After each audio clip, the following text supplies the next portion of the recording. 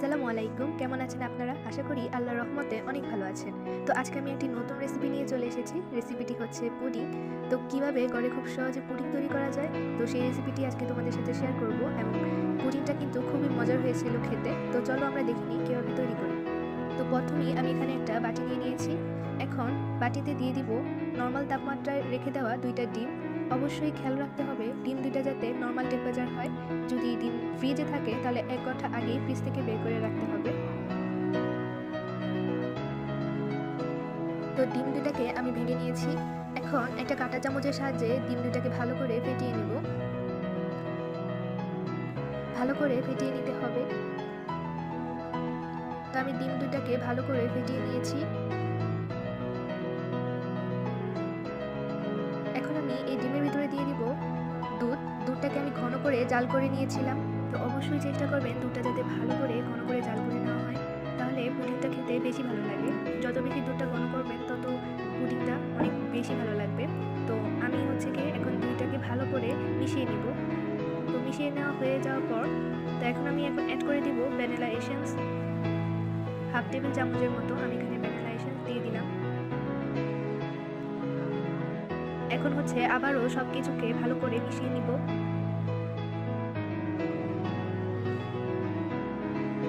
তো ভালো করে আমি সব কিছুকে মিশিয়ে নিয়েছি। তো পরের স্টেপে আমরা এখন ক্যারামেল তৈরি করব পুডিংয়ের জন্য।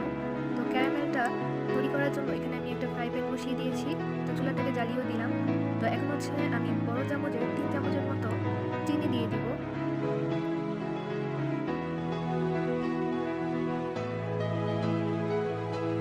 তো আমি 3 টেবিল চামচ চিনি দিয়ে দিয়েছি। তো এখন আমি বড় চামচের 2 চামচের মতো পানি অ্যাড করে দিয়েছি। এতে করে কি হয় যে ক্যারামেলটা আর পুড়ে যাওয়ার ভয় থাকে না। পানিটা দিয়ে আমি চিনিটা নেড়ে দিব। চুলার আঁচটাকে অবশ্যই লো ফ্লেমে রাখতে হবে, তা না হলে ক্যারামেলটা কিন্তু পুড়ে যেতে পারে। আর কিছুক্ষণ পর পর নেড়ে দিতে হবে। অবশ্যই ক্যারামেলটাকে আমরা খুব সাবধানতার সাথে তৈরি করব। যদি ক্যারামেলটা পুড়ে যায় তাহলে পুডিংয়ের টেস্টটাই নষ্ট হয়ে যাবে, তখন পুডিংটা তিতা লাগতে পারে। তো এক পর্যায়ে দেখতে পাবেন যে ক্যারামেলটা সোনালি হয়ে গেছে, তখনই বুঝতে পারবেন আমাদের ক্যারামেলটা একদম তৈরি। তো এখন আমি গিয়ে চুলাটাকে অফ করে দিব। তো আমরা চুলাটাকে অফ করে দিয়েছি। চুলাটা অফ করে দেওয়ার পরও নাড়া বন্ধ করা যাবে না, তা না হলে ক্যারামেলটা কিন্তু এই তাপেই পুড়ে যেতে পারে। তো এখন আমরা যেই বাটিতে পুডিংটাকে সেট করব সেই বাটিতে আমরা ক্যারামেলটাকে ঢেলে দিচ্ছি। তো ক্যারামেলটাকে ঢেলে দিয়ে ভালো করে চারপাশে ছড়িয়ে নিয়েছি। এখন এটাকে সেট হতে দিব, ভালো করে ঠান্ডা করে নিব। তো আমার ক্যারামেলটা কিন্তু ঠান্ডা হয়ে গেছে। তো আগে থেকে বানিয়ে রাখা সেই পুডিংয়ের মিশ্রণটা নিয়ে নিয়েছি। এখন এই ক্যারামেলের বাটিতে আমরা এই মিশ্রণটাকে ছেঁকে দিয়ে দিব।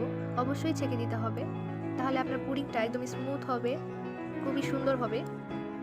তো আমি গিয়ে মিশ্রণটাকে ছেঁকে দিয়ে দিচ্ছি।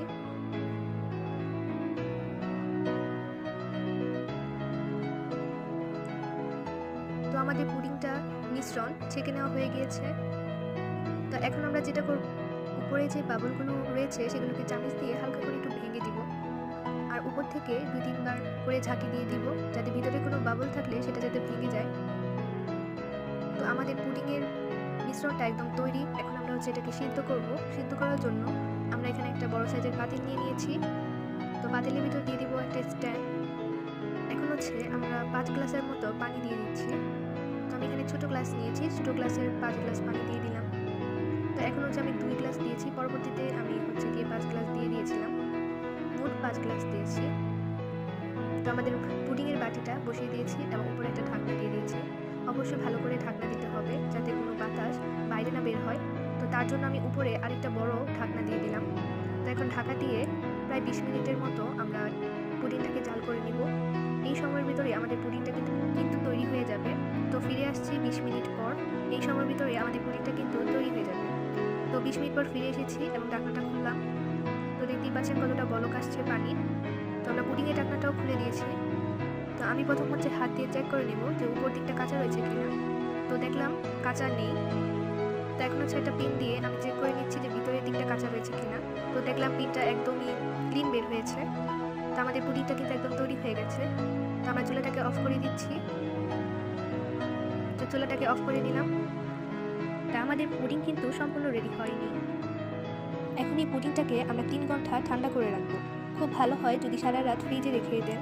আমি এটা রাতেই তৈরি করেছি, তো আমি গিয়ে এটাকে সারা রাত ফ্রিজে রেখে দিব।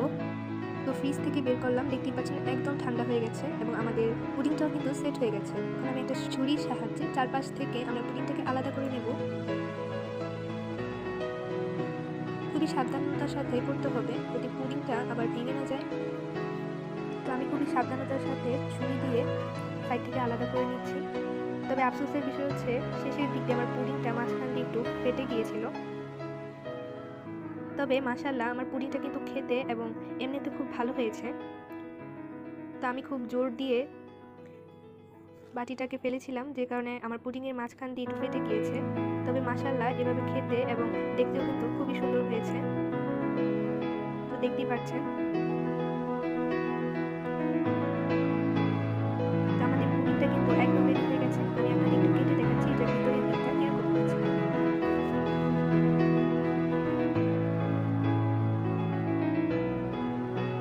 তো দেখতেই পাচ্ছেন ভিতরের দিকটা কত স্মুথ হয়েছে। পুডিংটা কিন্তু সত্যি খুবই মজার হয়েছিল। আপনারা বাসায় অবশ্যই ট্রাই